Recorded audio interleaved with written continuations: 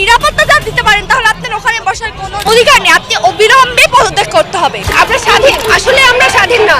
আমার রাষ্ট্র আমাকে কি নিরাপত্তা দেয়? একটা ব্যর্থ সরকার, তার কাছে আর কিছু আশা করা যায় না। আমরা এটা মেনে নিয়েছি যে এই সরকারটা ব্যর্থ হয়েছে, পুরোপুরিভাবে ব্যর্থ হয়েছে। তারা যে সংস্কারের কথা বলেছেন, তারা যে এখানে আছেন, এই সংস্কারটা আসলে আমরা দেখতে পাইনি। আপনি চিন্তা করতে পারছেন যে আমাদের দেশটা এখন কোন পর্যায়ে গিয়ে পৌঁছেছে?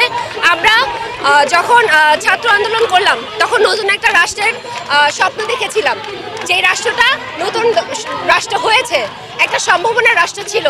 আমরা সেখানে মনে করেছিলাম যে আমরা স্বাধীন, আসলে আমরা স্বাধীন না। এখনকার যে সরকার, তারা ব্যর্থ হয়েছে। যে স্বরাষ্ট্র সচিব আছেন জাহাঙ্গীর, সে ব্যর্থ হয়েছেন, তার পদত্যাগ দাবি করছি। এবং যে শিশুটি খারাপ স্পর্শের শিকার হয়েছে, তার যাতে সুষ্ঠু বিচার পায়, সেই জন্য আমরা সবাই আজকে লাঠি আন্দোলন করছি। দেখেন, আপনাদের খুবই সৌভাগ্য যে যে ধর্ষক সে কোনো উচ্চবিত্ত মানুষ না, সাধারণ ক্লাসের, সেইখানেও আপনারা কিছু করতে পারছেন না। আর যারা আপার ক্লাসের, যারা আইনের মানুষ, তারা যখন একটা বেআইনি কাজ করে, তাদেরকে আপনারা কিভাবে পাকড়াও করবেন? তাদেরকে তো পাকড়াও করতে আপনারা সক্ষম হবেন না। সো আপনাদের সৌভাগ্য যে আপনারা একটা দারিদ্র পরিবারে সেখানে ধর্ষণের শিকার হয়েছে, সেই শিশুটিকে আপনারা রক্ষা করতে কথা বলতে পারছেন। কিন্তু যখন আমার সাথে ঘটনাটা ঘটেছে, আপনারা কেউ কথা বলেন নাই ভয়ে, কারণ আপনারা চাকরিচ্যুত হবেন। কারণ আমি উপদেষ্টা হাসান আরিফকে নিয়ে কথা বলেছিলাম। একটা ব্যর্থ সরকার, তার কাছে আর কিছু আশা করা যায় না। আমরা এটা মেনে নিয়েছি যে এই সরকারটা ব্যর্থ হয়েছে, পুরোপুরিভাবে ব্যর্থ হয়েছে।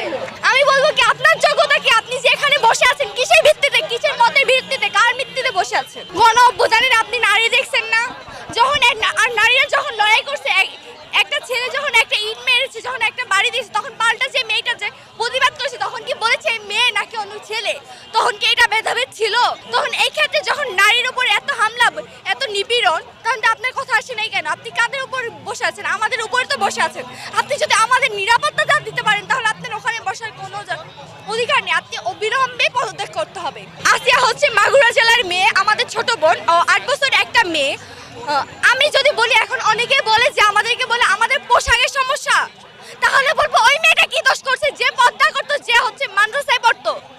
আমার বোন যে আসিয়া, যার কথা আপনি বললেন, ও কি দোষ করছে? ও কি বুঝে এগুলার? বলেন, 8 বছরের একটা মেয়ে, ও কি বুঝে? আমাকে উত্তর দিবেন আপনারা? পারবেন না। কি উত্তর দিবেন আপনারা? দিতে পারবেন যে ওই একটু মেয়ে কি বুঝে? ও খুন, দর্শন, নিপীড়ন, এগুলা কি বুঝে? আমরা অবিলম্বে প্রকাশ্যে শাস্তি দিতে হবে।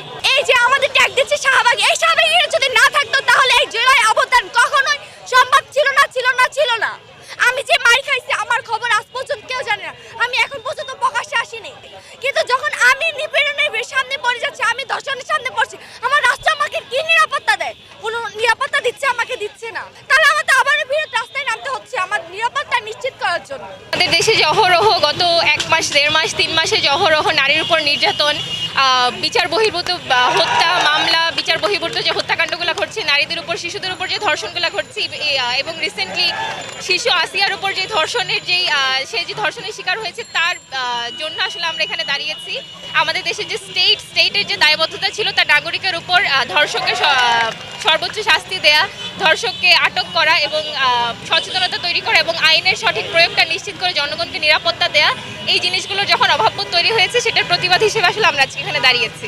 আসলে এই জিনিসটা কখনো নাম্বার দিয়ে তুলনা করা যাবে না। একজনের জন্য একজন ধর্ষণ হলেও সে দায়বদ্ধতা রাষ্ট্রের নিতে হবে, 10 জন ধর্ষণ হলেও সে দায়বদ্ধতা রাষ্ট্রের নিতে হবে। 2019-20 সময়েও 1000-এর উপর 2000-এর উপর নারী সে বছর ধর্ষিত হয়েছিলেন। সো প্রত্যেক বছরই হয়তো এটা বাড়ছে, হয়তো এটা কমছে। সো এই পারসেপশন তৈরি করে আসলে জিনিসটাকে হালকা করে দেওয়া উচিত না। যদি একটা ধর্ষণও হয়, সেই দায়বদ্ধতা রাষ্ট্রের নিতে হবে এবং সেটার বিচার আসলে সবচেয়ে দ্রুত নিশ্চিত করতে হবে। এটার দায় অবশ্যই রাষ্ট্রের, এটার দায় স্বরাষ্ট্রমন্ত্রীর, এটার দায় আইনমন্ত্রীর।